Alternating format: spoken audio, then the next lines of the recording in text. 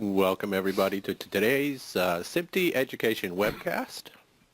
Hope that you're doing well, and those of you that went to NAB and hopefully the Future of Cinema Conference enjoyed both programs. I am your host, Joel Welch, SIMPTE's Director of Education. If this is your first time with SIMPTE, we do have a number of companies that allow us to bring SIMPTE educational webcasts free of charge to SIMPTE members, and they are on your screen at the moment. AJA Video Systems, Blackmagic Design, IHSE USA, Livestream, and Rohde & Schwartz. So if you see them in your travels, please make a point of thanking them for their support of SIMPTE education. As I said, it is a free professional development benefit for SIMPTE members. We do allow non-members to participate for a nominal fee. And we try to have a monthly webcast as part of the educational series, try to make them interactive. We ask that that interaction come from you, of course. And part of that is asking questions of our speakers. If for some reason you're not able to participate or attend one of the series, we do record them and make them available to SIMPTE members for on-demand viewing. Views and opinions expressed during this SIMPTE webcast are those of the presenters and do not necessarily reflect those of SIMPTE or SIMPTE members. This webcast is presented for informational purposes only, and any reference to specific companies, products, or services does not represent promotion, recommendation, or endorsement by SIMPTE. Today's very special guest speaker is Dr. Skip Rizzo, and Skip is at USC. He is a clinical psychologist, and I'll let you read all of his other types of skills and positions and things that he does. Today's presentation is a very important one. Personally, I think, because of the important work that Dr. Rizzo is doing with virtual reality and working with soldiers coming back from active combat. I think that there are some lessons to be learned about the impact of virtual reality. That is only my opinion, but I'm not going to delay this any further. I will stop talking. Okay. Well, thank you very much, Joel. I appreciate the offer to speak to your organization. If some of you may have remembered, we started this talk about a month and a half ago. We had some technical difficulties, so we sort of stopped it so we could iron those things out. Consequently, some of you may have seen some of these slides before if you were part of the presentation the last time. I'm going to try not to belabor the points and try to go through the front end of those slides now for the benefit of those who weren't on the call or on the presentation before, and then get to the serious stuff about the storytelling. So my presentation's on clinical virtual reality and the psychology of immersive storytelling. And the way I'm going to do this today is to present a little bit of background so that you have an idea of how we got to the part about using immersive storytelling in VR for basically a military purpose, but along the way there's a lot of lessons learned. And what led to the beginning of this work was the work we've been doing for approximately 20 years in the area of clinical virtual reality, the application of clinical VR, of virtual reality for clinical applications. Now, the work started back in the mid-90s, and as many of you probably know from a little bit of history and being around, that VR went through a similar phase of excitement and hype and energy and enthusiasm back in the early to mid-90s. But unfortunately, around 1995, I think people realized that while the vision was sound, the technology was not there to deliver on the vision. So anybody who tried a virtual reality headset back then or worked in computer graphics knew that, we weren't quite there to deliver on the promise and all the hype. But you know, the vision for its application in mental health and rehabilitation was still sound, and there were some things we could do. And so in 1995, I moved to USC from doing clinical work in brain injury rehab and started the virtual reality lab, the clinical virtual reality lab.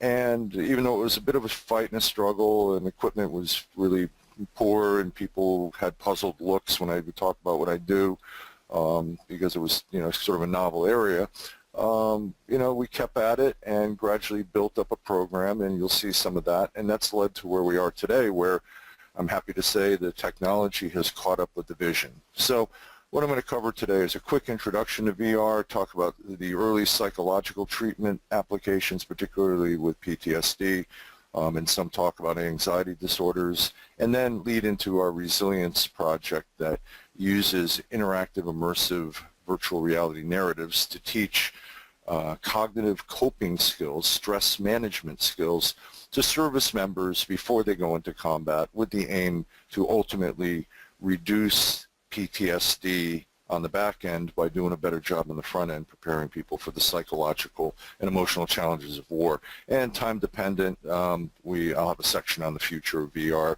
That's not so essential right now.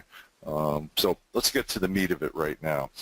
First off, I'd like to say a little background. I'm at the USC Institute for Creative Technologies.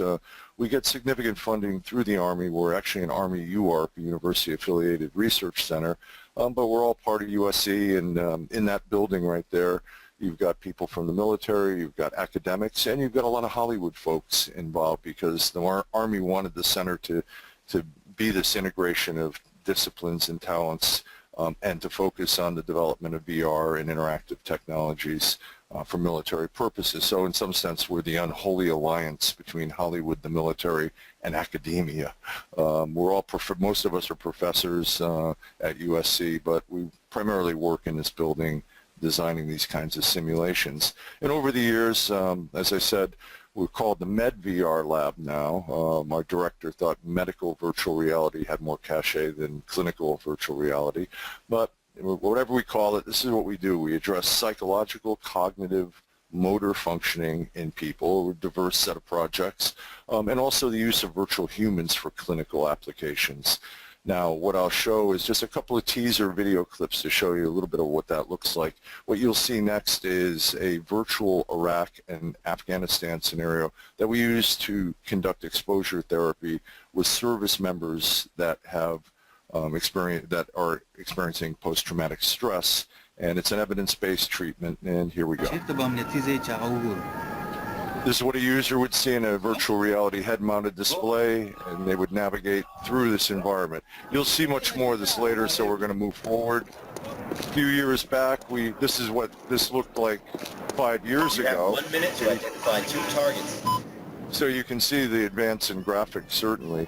But we decided once we had these simulations built that we could now begin to test cognitive function, not just treat psychological emotional challenges. So we have tests of memory, executive function, attention in these tasks.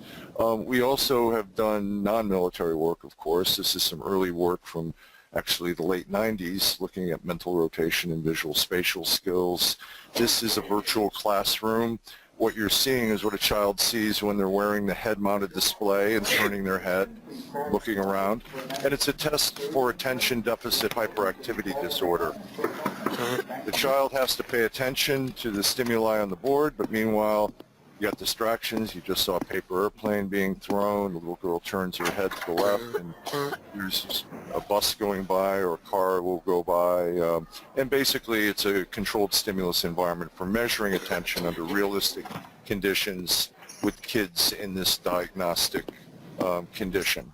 In the motor area, this is using a precursor to the Microsoft Kinect, the Prime Sensor camera, and basically it's a camera that tracks movement in 3D and imparts that movement to a virtual character that allows us to now build physical and occupational therapy applications for people after a stroke or a traumatic brain injury or spinal cord injury, so that we can now make the physical therapy activities, the rehab activities, more fun and engaging, so that people will actually do it at the level they need to do it. And we can deliver this. This is all off-the-shelf consumer products. We can deliver it in the home. So you don't have to drive your grandmother after a stroke to the clinical site for her therapy once a week. She can still do that, which I think is important to have that face-to-face contact, but now you can do many more repetitions in the home and maybe do it in a fun way. Now, we took that same technology, and the Cerebral Palsy Foundation contacted us, and all they wanted was for us to be able to make it so that kids with extreme motor impairments would be able to play video games so they could play with their peers, but they can't handle a gamepad or a controller or anything because of their motor impairments. So what you're going to see is a little girl, the first time she ever played a video game, what we did was we built software that can assign a gesture that she's capable of having motor control and emulate the keyboard or mouse control or gamepad actions to play a game. And here we go. That's her parents in the background. It was at a family forum. There's a partnership with UCLA. And basically just that one movement of her wrist, which she had good control of, would activate that shark to jump up and she could play this game. And now we're working with Microsoft to expand this to a wider range of games to promote access. Now finally, the last area of work we do is with artificially intelligent virtual human agents, characters that have some credible interaction. You can talk to them. We have a natural language system. In this first application you'll see is the use of a virtual human for a training application for training social workers how to do a suicide assessment with a service member at USC, at the School of Social Work. We have a master's in military social work program. And this was a way to support novice clinicians in their training such that basically a novice clinician could screw up a bunch with a virtual patient before they get their hands on a live one. And from my own experience in clinical training, I could have used this back in the 1980s, but here we go. Good afternoon, Sergeant Castilla. What brings you in today? Well, my wife told me she thought I should talk to someone. She's been pretty concerned about me since a soldier suicided on base last week. Did you happen to know the soldier? Yes. He wasn't a friend, but I met the Marine once or twice. He seemed normal at the time. I guess I'm afraid I might end up like him. Do you have any plans to hurt yourself? No. It certainly crossed my mind, especially lately. I just need it all to stop. Sometimes I can't handle it.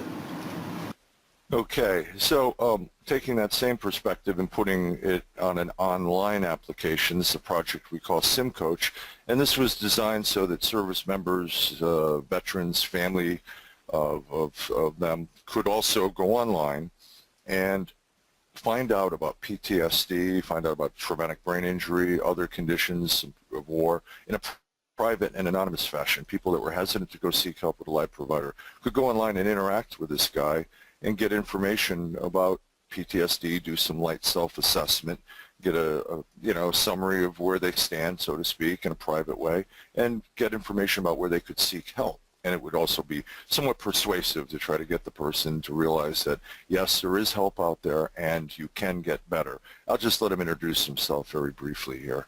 Well, I'm not a real person, if that's what you're asking, but I'm based on the personality and experiences of real soldiers and Marines. I'm still just a piece of software, but I'm getting better all the time, so hopefully I can be a helpful piece of software to talk to. So, these videos are intended, I don't know what happened there, these videos are intended to give you an idea of the breadth of the ways we can apply virtual reality in the clinical domain. So let's just touch on real quick what the heck is virtual reality. Well, there's a technocentric definition, integration of technologies, computing, interface technology, body tracking, sensory displays, whether it's 3D displays or head-mounted displays, and it's all about building simulations that people can be immersed and interact within for a variety of purposes. I prefer the more human-centric definition, which is very simple, advanced form of human-computer interaction, so we can interact with computers in a more natural way. And if we see the history of computing. Perhaps we need better ways to take advantage of the power in our computing systems now, so we're not limited to hunting and pecking on a keyboard. The elements of VR include the 3 I's: immersion, interactivity, and imagination. You don't always need all 3. Hopefully some combination of at least 2 really helps. So if we talk about immersion, we're talking about putting somebody in a controlled stimulus environment like this person who's walking through an Afghan market. As he turns his head, you see what he'll see as he navigates in the environment, and that's that. Another immersion application is using the Oculus Rift and putting a sensor on the front of it called the Leap Motion, and now you can track your hands in real time and interact with digital objects that allow you to either do unique tasks or do upper extremity motor rehab with fine motor control, and that's what we're developing this for. Now when we talk about interactivity, we talk about how you don't need a headset. This is a standard TV with sensor, and this is a balance training exercise. So the user can drive that penguin down a ski slope, reach for targets, and as they lean side to side, they can steer it. If she leans forward, it goes faster. If she leans back, it slows down. And so you can imagine an older person perhaps wearing a harness for safety, doing this to practice so they might reduce falls. Here's a user practicing in a range of motion activity, demonstrating it doesn't always have to be on a giant screen. This is on a laptop, but it's highly interactive, and if you build good content, it engages people. Finally, when we talk about interactivity, we also can talk about interaction with virtual humans. So this is something we did for the Dan Marino Foundation for training high-functioning autism folks job interview skills, where they interact with, they practice job interviewing with a range of characters, as you'll see, in a range of different background settings, and we can make the characters more provocative, from soft touch to neutral to really cranky. And here's the soft touch character. This character can be set, any character can be set on any level. This character will show the soft touch. I'm glad you're here. In a minute, we'll get into some questions about the job. But before we do, why don't you just tell me about yourself? And the cranky version. This is an entry-level position. I guarantee there will be things you won't like about this job. That said, what's the most important thing you think you're looking for in a job?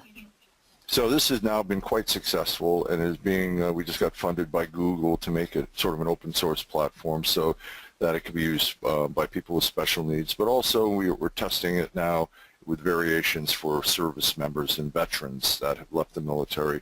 Many that are young and unemployed, their only job interview history is at the recruitment office, and we're hoping to have benefit.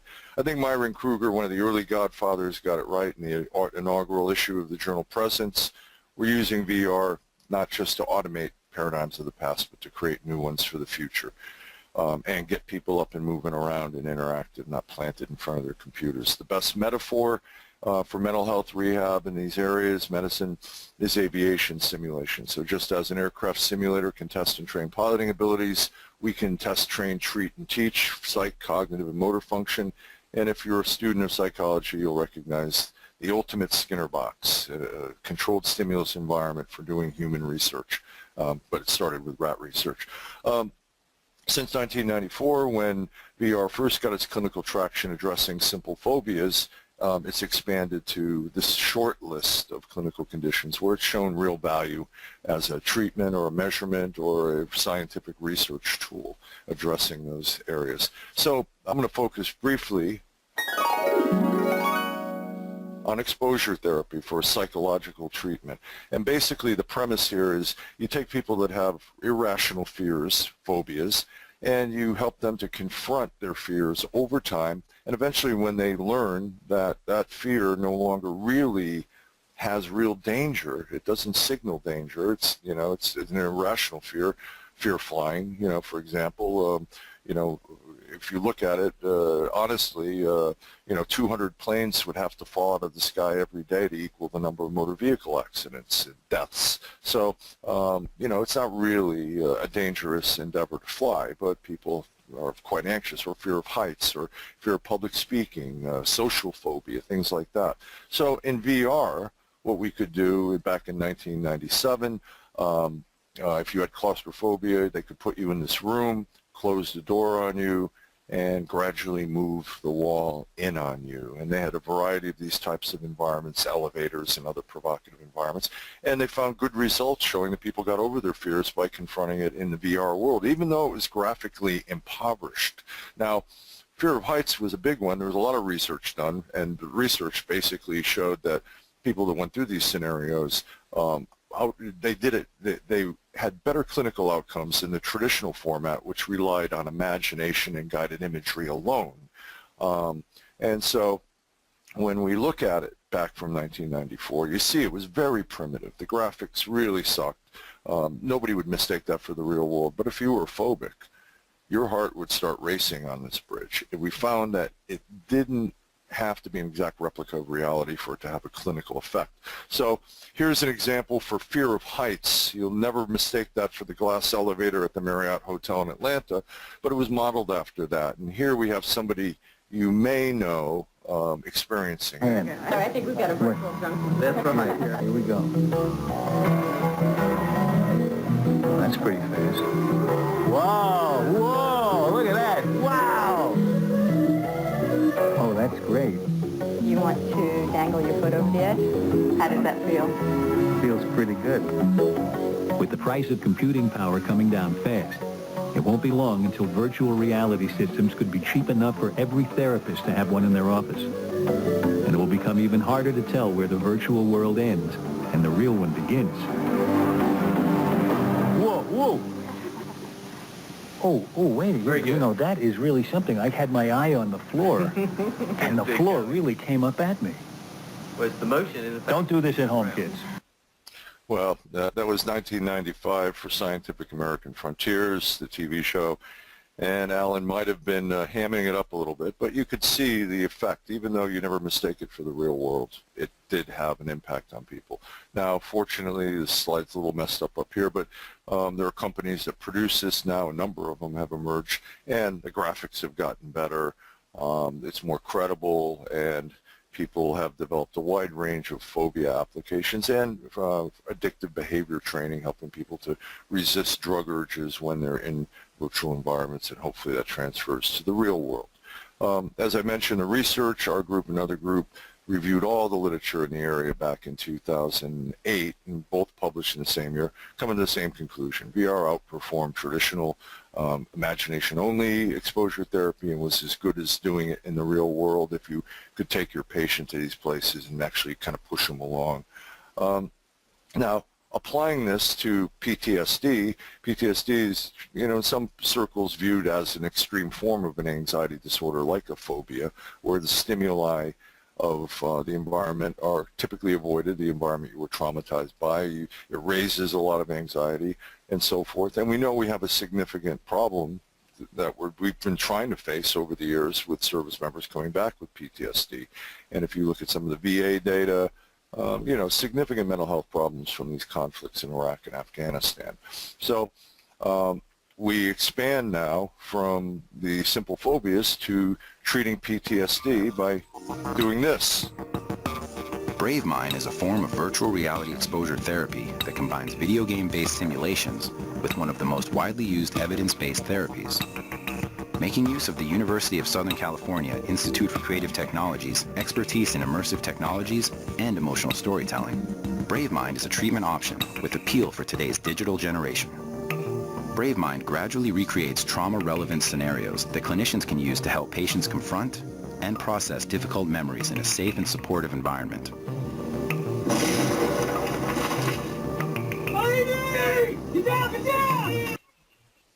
Now, in that video, you could see the clinician sitting to the left in front of a control panel. Oh, hold on. Let me back that up.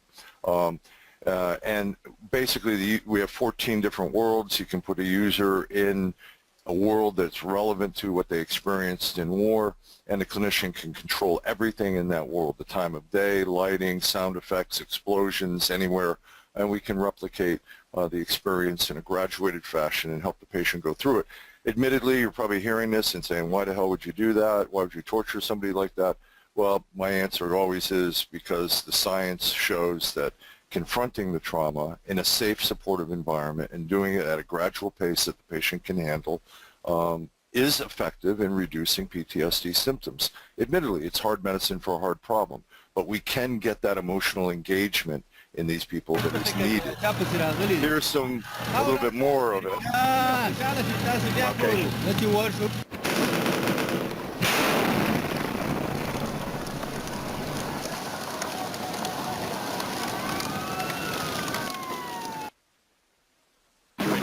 Like going through it there, it's not going through my head at night when I'm trying to sleep or when I'm with my wife, when times when I don't want it to come up and me start thinking about it. Traumatic things are not normal. You cannot handle the things that we've seen and done. And this is a tool that has helped me out tremendously. Reliving the worst moments of his life has helped him to move on with his life. I'm probably about 80% of who I was before I left, but I think that's pretty good after seeing and doing the things that we've done. For Nightline, this is Dan Harris in Atlanta. Okay, so one thing we always have to say is that, this is not a replacement for good clinical care. It's not a self-help tool. It's a tool to extend the skills of a good clinician.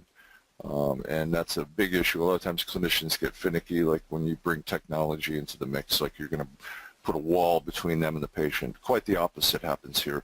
A lot of times patients say, I felt better that the clinician could understand my trauma experiences better by designing it again in virtual reality.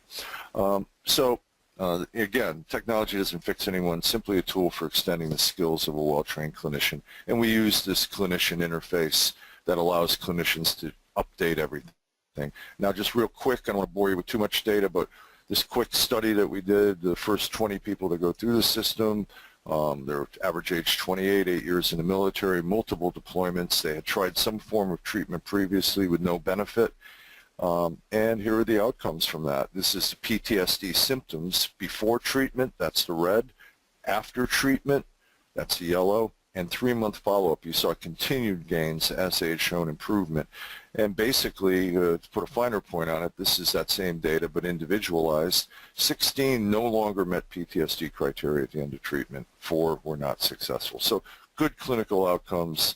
Other measures of psychological well-being, anxiety, depression, same pattern of results. And the studies have been replicated showing the same positive effect of this type of treatment. So with that said, that was the setup for building out this stuff to treat a psychological condition due to the trauma of war. But then we started thinking, look, we've got all this content. We've built essentially a virtual backlot of Universal Studios, if you will, of digital content. Why not put people in there and build stories around events that people may face when they're facing combat, and use that as a way before they ever go to war to show them a little bit about what they may be faced with, but not just stop there, to teach them how they may cope with it. You're talking about a 19-year-old going into the military. Probably the biggest stressful event they had was Mary Sue breaking up with them before the junior prom, or, a fender bender with their dad's car and having to explain it to them. Well, now they're seeing their friends get killed or having to shoot people, whatever. Maybe teaching these kind of coping skills beforehand would help. So what happened was, we had all this content. This is just a list of all the projects we did following on with that, a wide variety of applications. But we went into the psychological resilience training area with it, and that was a big area. In some sense, it's like an emotional obstacle course, if you like metaphors. And we call it STRIVE, Stress Resilience in Virtual Environments, and it fits in with the military's perspective called Comprehensive Soldier Fitness, where the military finally got the idea. General Casey wrote an article in the American Psychologist Journal that psych fitness is every bit as important as physical fitness in the military, and we need to go beyond just treatment-centric approaches to prevention and enhancement of psychological strengths. Now, there's been efforts at using narrative to do this in the past, but observational or passive narrative. So the Navy actually put together this comic book, this graphic novel, where you go through and follow a squad as they go through a deployment and all the challenges that they face, as a way to give you some forewarning and to teach you different ways that some of the characters in the book coped with it. Now, the organization also videoized this, and if you go up on YouTube, you'll see these clips. They've taken the comic book and done like an old Clutch Cargo approach where they film from the book and they add sound effects and they do a little special effects in there. I'm going to show a little clip of that. Well, gentlemen, this is home for the foreseeable future. All right, CBs, get your gear stashed and muster out here at 10 mics. We'll go, Sergeant. Let's go, Bees. You heard him. Great to be back, huh, Wallace? Yeah. Man, it's just like it was yesterday.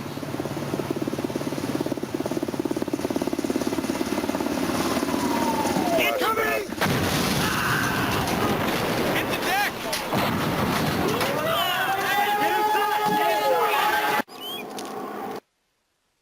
So you can see how that was done, but again, it's passive. You're not interacting. You're watching a video.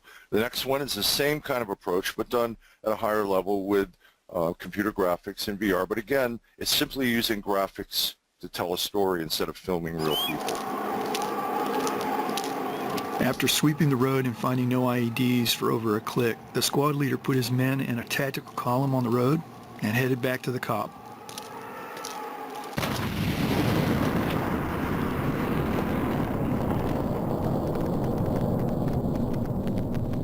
On the way back, an IED was initiated by an insurgent, hiding in a field adjacent to the dirt road.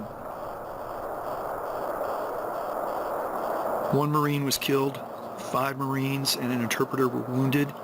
The rest were unscathed. So you get the idea with this. What we do is create immersive interactive narratives, put a person in a head-mounted display, and essentially we built episodes where a person goes through the experience. We use cinematic tricks and so forth, and the best way to describe it, again, another metaphor, instead of watching Band of Brothers sitting on the couch, you're in the Band of Brothers episode. You're on missions, you get to know the characters in the squad, and at the end of each episode, something bad happens. And episodes go 5, 7, 8 minutes, depending on the episode. And at the end of the episode, something bad happens, and the bad thing that happens is based on the kinds of experiences that oftentimes people with PTSD report to be the things that haunt them. Getting attacked, at risk, being threatened, seeing someone die, a squad member, a civilian that you couldn't help. So I'm going to show 2 of those events right now, just a brief clip to show you how each of the episodes ends at a midpoint. We do something else after, but I'll save that for in a minute here. Vehicle 3. Charlie. IED! Go ahead, man. Go! Go! This is Vehicle 3. Go! We just got hit. Go! We're down. We're down. Let go! So, you know, you can look at it up to that point as stations in an emotional obstacle course, putting people through what they might have to experience in a combat environment. But we don't stop there. At that point, we bring in the elements of comprehensive soldier fitness or other evidence-based approaches that are a combination of stress management tactics, mindfulness, deep breathing, cognitive appraisal strategies, all things that modern cognitive behavioral psychology commonly employ for people to manage their stress, not to erase it, not to turn people into universal soldier killers with no feelings, but how to deal with your feelings when you go through emotionally challenging events. And the way we do that is at the end of each episode, a virtual mentor walks into the scene. So, you know, what you'll see next is a mentor guiding you through a coping strategy briefing. And this is after getting hit with the IED. You get out of the vehicle, and the mentor is standing by the side of the road and said, "Come on, guys, you got away with that one. Let me show you how to deal with it." And you go into a shack, and you have the mentor there that will guide you. And I'm going to show a couple of little clips of this. Let's start with learning how your body reacts to stress. And he'll go on and talk about it and The caveman part of the psychoeducation. brain, the amygdala, goes into action. Its job is to identify threats. If the crap you're in is real, the caveman starts beating his drums, sending signals throughout your body, telling it to get ready. I worked with a sergeant who stayed amped after serious encounters, sometimes for days. Not good. When you get a chance to lower your guard, you want to make sure you help your body recover from the stress response that was initiated. One way of doing this is through a simple breathing exercise. It can help calm your heart, normalize your breathing, decrease blood pressure, and help you sleep. Let's try it a couple more times. Breathe in silently through your nose, deep into your belly. Now slowly exhale from your mouth. Let me hear it. So that's one of the early episodes where we start off at a very low level of, simple acute stress management, deep breathing, which is, rather relatively effective for various purposes. And we use visualizations. We also do some psychoeducation, try to normalize that the stress you feel is a normal response to a challenging situation. It's not that you're weak or a coward. It's normal. And here's a way to deal with it. Now we start moving along further, and I'm going to walk you through an episode now and show you the elements so that you'll recognize some of the cinematic elements as we go through it. I'm going to show slices of a provocative element, and we'll start that right now. Let's see. Here we go. 1,100 hours at Checkpoint Delta in Romula's commercial district. Temperature 109 degrees, no wind. Adjacent marketplace is full of civilians. Intersections at both ends are too packed for mounted entry. Alley will allow for approach on foot to the marketplace objective. First Squad, 3rd Platoon is to conduct a daytime presence patrol in the marketplace and establish contact with the village elder Khalil Sajadi, a civilian human source. Khalil has reported recent contact with Biscuit. Corporal Soto convinced the lieutenant to put you on the marketplace patrol instead of manning the wheel. So that's, that's not the VR. That's just a setup to begin to get you involved in the story. And you'll see a little more of that here. You'll also see this guy over here kicking a soccer ball with a little boy, a little bit of foreshadowing, a local kid. He'll be relevant later on. But you do a little bit more to find out what the mission is, and then we'll be jumping into the mission. It was quiet for a couple weeks after getting hit. But since this new lead on Biscuit came in, everyone's really amped. Sergeant Crowley's worked with this Khalil guy before, but this ops got him pretty fired up. Khalil must be ready to spit some gold. Tupper and I will take point. Soto, you're next. And Johnson, you've got rear security. Roger that. Roger that. Raleigh Point Badger's on the west side of the mosque. If I give orders to continue the patrol into the opposite alley, Badger becomes our fallback. So, you get the setup. I'm going to run through this so we can see the different elements. But now the mission is going to start. And this is your squad goofball who you've gotten to know. His name's Bakovic. And he's the guy kicking the soccer ball with the local boy who you'll see pop up periodically through this episode. Guys, form up. Bakovic, stop fucking around. Drop the weapon. Bakovic, you're behind the turf. Driver, you're on my 6. Fuse cover in the rear. All right, now the immersion begins. You're following along on this mission, bringing up the rear. Hey, little man. That's my boy right there. Hey, looks like we made some friends. Hope it's a lasting impression. Though sometimes you hear a narration, it's supposed to emulate the user's mental narrative, if you will. It helps to tell the story. The user could guide himself through this episode any way they want, but the real action is following the squad. So you're seeing a user navigate through this right now, turning their head, looking around, but following the squad along the way. They get out to the marketplace, and what they find is this guy here is usually, a good guy that's helped you out with intel in the past, but now he's oddly strange. He doesn't want you to be there. It's like he knows something, but he can't say anything. And so a little bit of dramatic conflict happens here. Tell him. He's pleading for us to leave. Crowley, that means Khan's using that safety, right? It is too dangerous, he's saying. Between you and me, Khalil's never like this. I don't know what the fuck is going on. So the decision is made in spite of this guy's protestations. The squad is going to go in because it's a high-value target, a bomb maker, and they got good intel apparently that they're going to go in. Now what happens is you'll see at this point they start to make the move, but Bakovic is kicking the soccer ball again with the little boy, and he says, "Okay, son, go long." And here's what happens. Roger, we're moving. Nice moves, kid.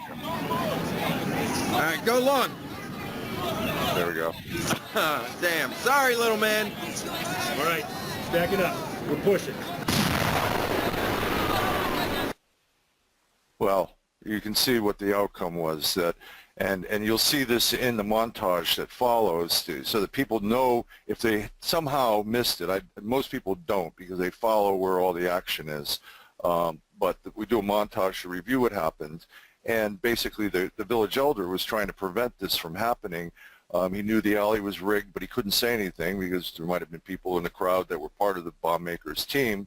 And so he was just saying, leave, leave, you know, there's nobody here, you know. It turns out that was the alley they were going to go in, and the squad would have got blown up, and it was just an accident that the Bakovic kicked the ball down the alley, and the kid took it. And here's the montage.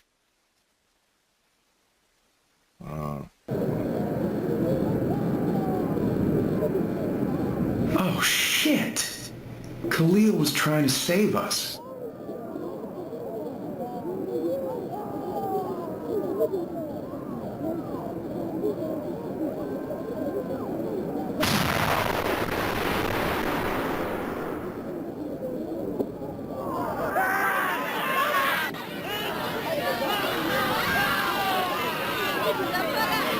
Shit, I need pressure on this leg, man. Now! Back of it! Hey!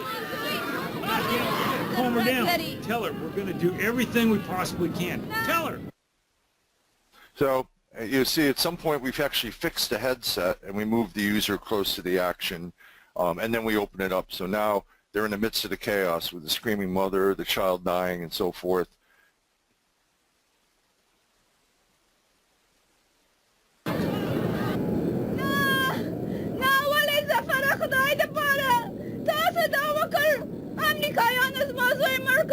Luri, da د دې کسانو غلطي نه وه. Bakovic, get a hold of yourself. It wasn't you. Got it?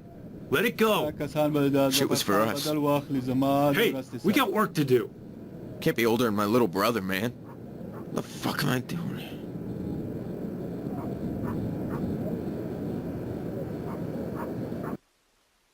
So at that point, this is where the mentor comes in. He'll walk through the smoke and rubble.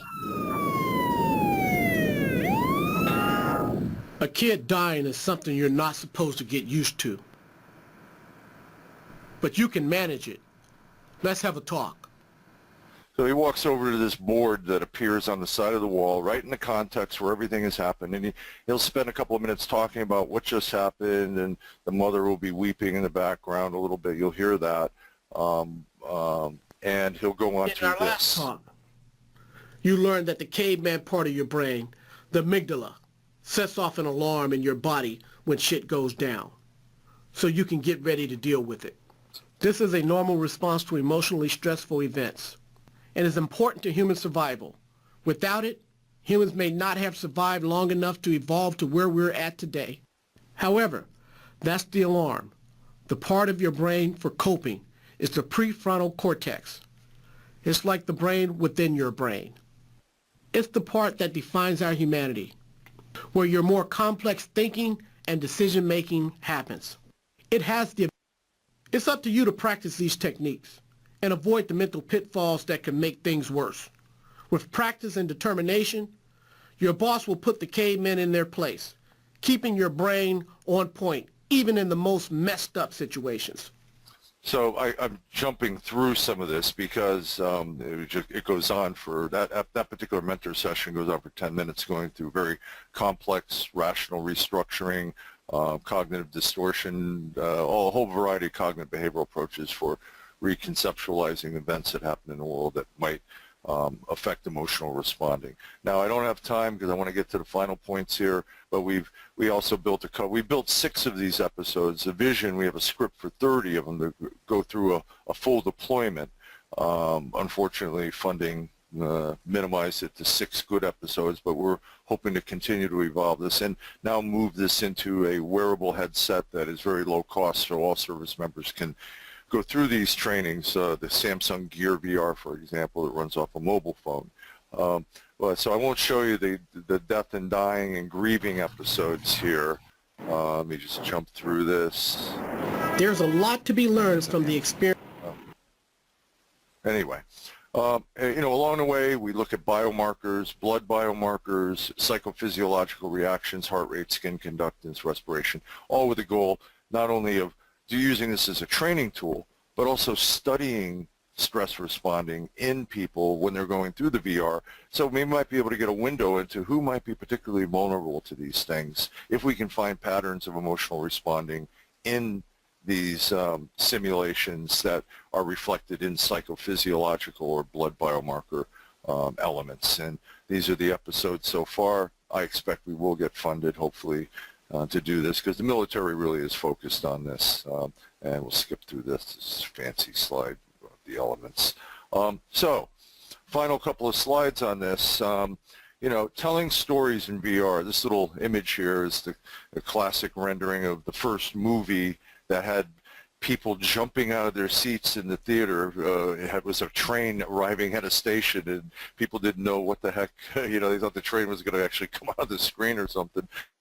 I've heard that story many times. I wonder if it's actually real, but the key here is beyond sitting and watching a screen, immersion and interactivity support what we call presence. You feel as if you're in there, even if it's not an exact replica. The interactivity, the engagement, the embodiedness of being in the episode adds some kind of a value, and it can make up for sometimes the less realism that's in a virtual environment, as you never mistake what you just saw for the real thing. But as you engage with it, and as you engage with the characters, and as the story unfolds, the people we run through this are, they're sweating afterwards. They're shaking their head, especially when that kid dies. That's a pivotal episode. And so you can make up for less realism. That might not be a problem in the near future as graphics are getting hyper-real, and we're learning how to capture spherical video in ways that make it almost, it's identical to the real world. It's just a matter of interaction within spherical environments. Now, the key is how long can you have somebody? If you want to do a 2-hour movie, I'm really questioning that people are going to wear a headset for 2 hours and want to be engaged in it. Is user choice empowering or distracting? And by user choice, I'm talking about free agency. We have people navigate through these worlds, and they could wander down a different alley if they chose, and it's be curious about a crack on a wall or something, or a poster hanging on a wall, and miss the story. But usually, it puts the onus on telling a story and designing the structure and the environment in a way that compels the user to want to follow through. But you could say that people might miss elements of the story by being distracted by other aspects of the virtual world that aren't really directly related to the story. In those cases, that was why we did the montage shot, so that we could tell a little bit about the inner workings. As I know some people don't agree with using narration in movies, but in this case, I think sometimes it may help out in keeping people on track. But you got to keep in mind, are viewers lazy? Do they consume media to relax? I certainly do. I mean, I love to binge out on a collected bunch of Game of Thrones episodes just on the couch. I don't want to put on the headset. Maybe I might want to get involved in a Game of Thrones episode wearing a headset and navigating with the characters at some point. But it's going to take. This is the big decision. How much interaction? It's the old Devo song, freedom of choice is what you got, freedom from choice is what you want, from the 80s. Passive viewing, there's a value in that.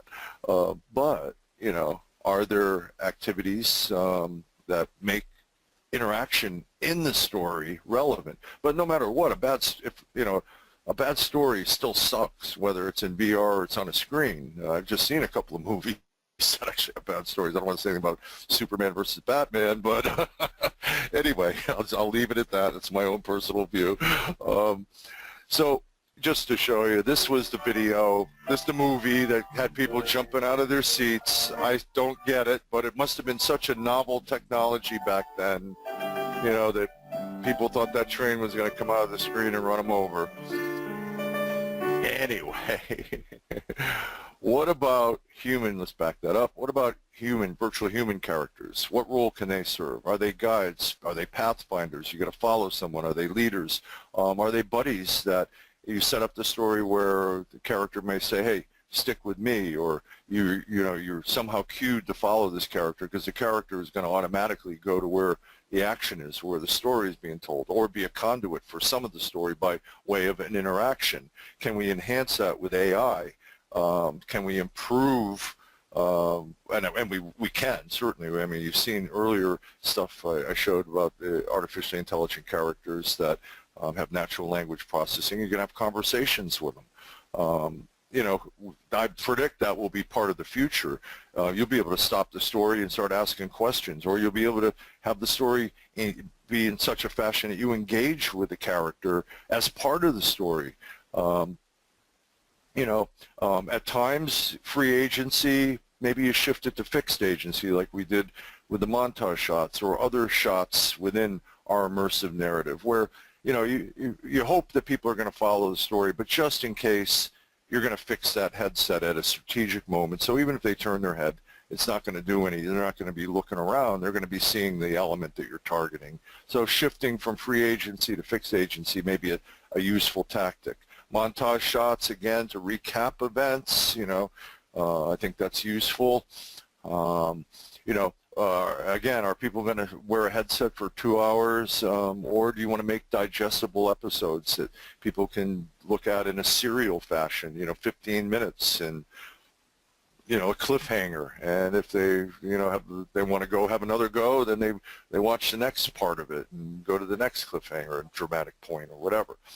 So that may be a strategy as well, looking ahead. Looking at gender differences, this is where scientists come in studying what appeals, and I'm sure, of course, in the movie industry, TV, you do the same thing. Certain shows, romantic comedies, are going to appeal to one gender more than the other, perhaps. Action movies, sci-fi, I mean, maybe that's artificial these days, but we know that the game, The Sims, definitely was one of the first video games that attracted a very large female user base involving relationships and so on. So, considering those kinds of things, there's a lot of work to be done studying it. Multisensory factors I didn't mention, but when we do the PTSD exposure, we have a smell machine that pumps out wartime smells. We have a bass shaker platform that all the sound runs through, so you feel the vibration of the explosions or the motor of the Humvee or vehicle you're in and so on. Will we have low-cost systems for that, interface devices and so on, that add sensory inputs to enhance engagement with the story? And what genre is best suited for this? Probably sci-fi in the beginning, but I'm a big fan of some of this detective stuff. I bet you navigating through a detective story where you can freeze things and look for clues. You can interview witnesses. You can be Columbo yourself.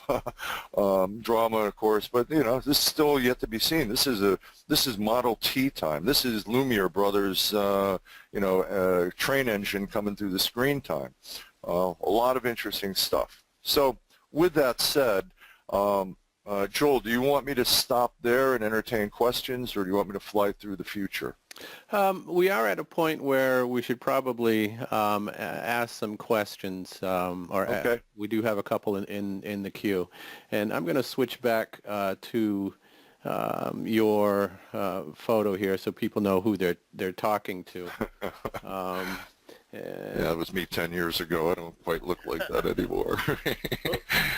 Make sure I get to the right place here.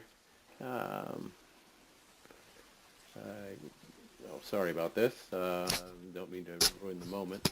Oh, that's because I made the wrong one. There you go. There you are. All right. And I do appreciate you taking the time to share, as I said, your important work in helping our military folks come back. It's certainly, my opinion is that virtual reality is a very powerful tool in helping people sort through these emotional issues. And as in storytelling, I think the goal is to do that, right? To elicit emotional responses for understanding, but also dealing with and working through them. Is that correct? Correct. And you can also expand it beyond service members and think about training for police officers or first responders or firefighters or children that are bullied. The idea of using story to prepare people for the challenges of life, I think, is unlimited. Sure.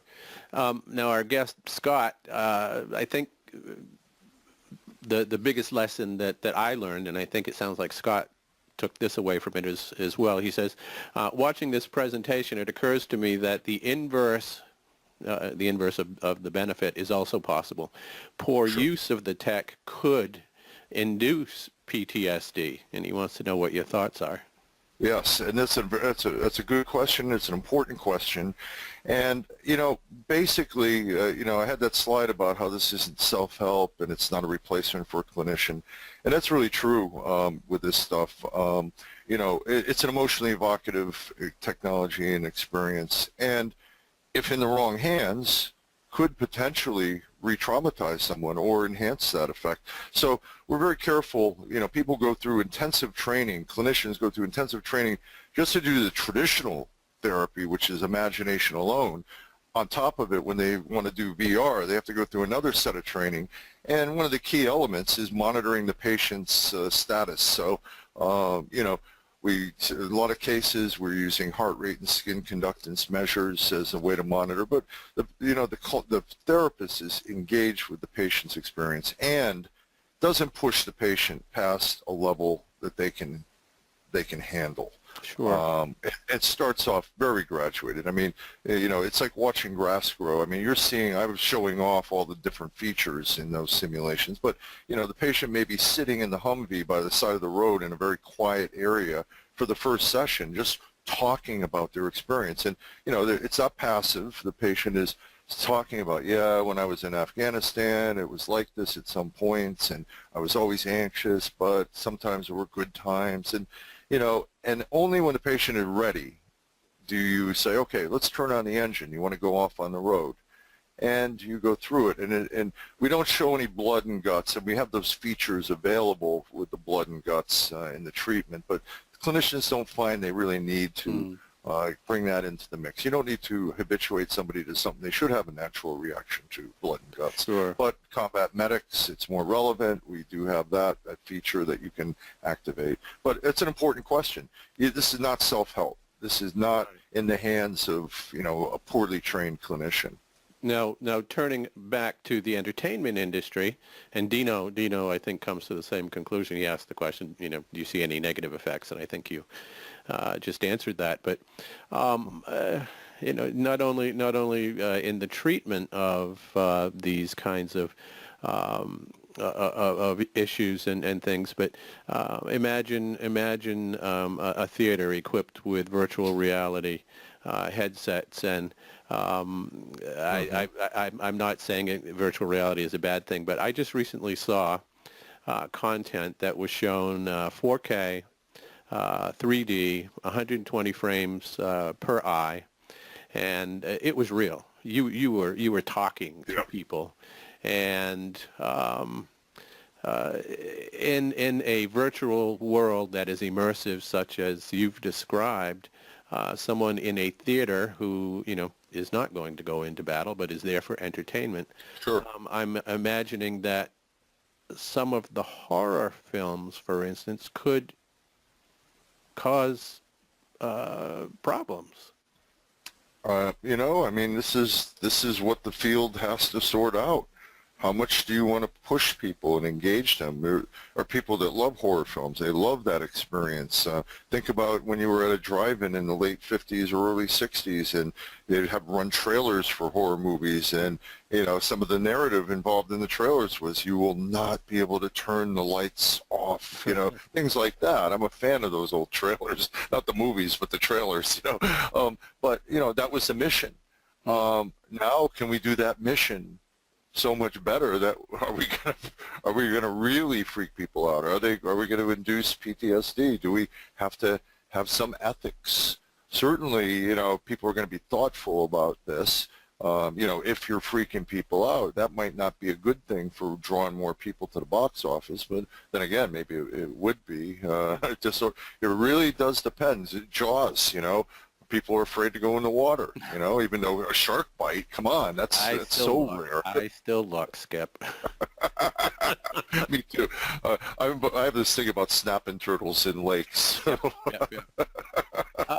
Matthew has a question. When you were talking about the treatment of PTSD, he says, were blind placebo tests done, and would these people improve without VR?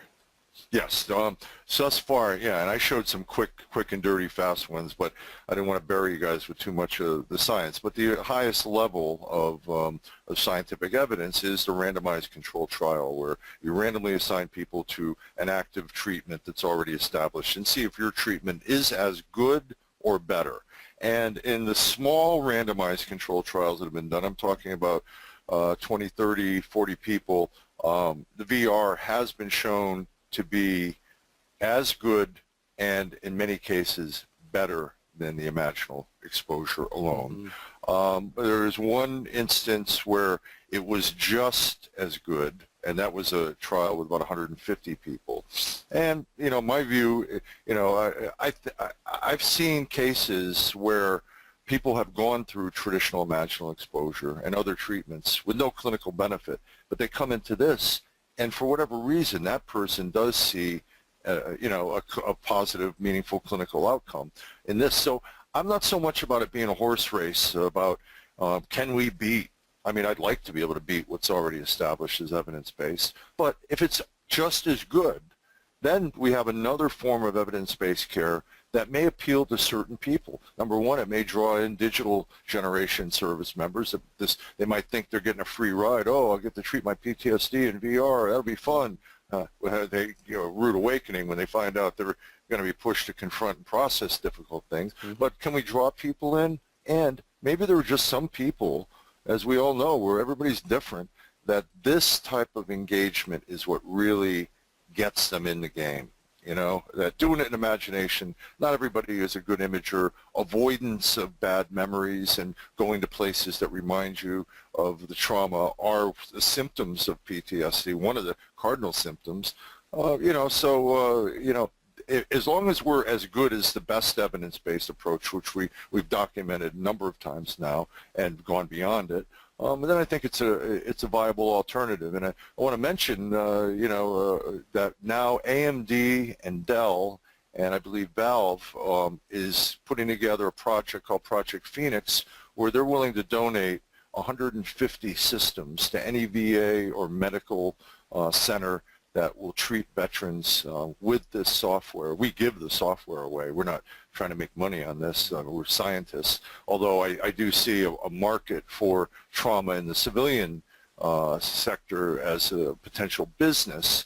You know, sexual trauma. We're doing a study right now with military sexual trauma with civilian contexts. We're not creating virtual rapes. We're creating the scenarios in which these things may occur. And if that data turns out to be positive, then that opens the door to one of the widest, most common high-frequency sources of PTSD in the civilian sector. That, motor vehicle accidents, your house getting blown away by a tornado while you're hiding out in the basement. You know, these kinds of traumas, the world is filled with trauma, so can we engage people in narratives and help them to produce their own narrative that helps them to make sense of their trauma in a way that helps them to get past it? That is really the longer-term mission and goal with this. Terrific. Our final question is from Eric, and he says, regarding the question of users being lazy, can you talk about the balance between the need for distraction and the need for empowerment? Is there a way to lead a lazy user towards empowerment? And this will be the last question, and then we'll close. That's a creativity question. That might be above my pay grade. Well, you know, I think it all comes down to a story. You know, I think the goal, you know, everybody's, you know, next week I'm going to the Digital Hollywood event and talking about this, and a lot of Hollywood folks are are talking about, oh, immersive cinema, and you see some of these offerings in different places, but I don't know if people get it, that it comes down to something very simple. You want to arouse curiosity, and it comes down to the story. It's not the technology. So, you know, I'll certainly get up off my can and put on a headset and chase a character around if they're an interesting character. If they're a character that provokes my curiosity and is engaged in a dramatic challenge or in an interesting experience, you know, it's no different than making a good movie. I hate to say, I want to minimize it. The technology makes it maybe, I think we're going to find out how much more compelling it can be. So your goal really is, on the creative side, is to tell good stories and get lazy users to engage. That's the best I can do. You know, I'm looking for data, so we don't have the data yet, but we will soon, because everybody, you know, you see at all these film festivals, what passes as VR storytelling, you're getting accolades, but half of the stuff is just like, it's a curiosity, it's a new thing. But I haven't seen too many great stories portrayed yet. But it will come. I mean, it's a new thing. It's a new thing. We're not at the Ferrari stage. We're at the Model T stage right now. Much appreciated. Skip, thank you so much. I thought it was a very interesting presentation, and as I said, I want to thank you for doing your important work with our soldiers coming back from you know, horrific situations, and hope you have great success as you move forward with that. So thank you very much. Thank you, and you can feel free to pass on my email to your audience if anybody wants to get in touch with me. I certainly will. And I also want to thank our sponsors for helping us bring this webcast free to SMPTE members. Again, our sponsors are AJA Video Systems, Blackmagic Design, IHSE USA, Livestream, Rodian Swartz, and Semtech on this slide. So thank you to them. Thank you to Skip. Thank you to our guests. Take care, safe travels, and hope to see you on our next webcast.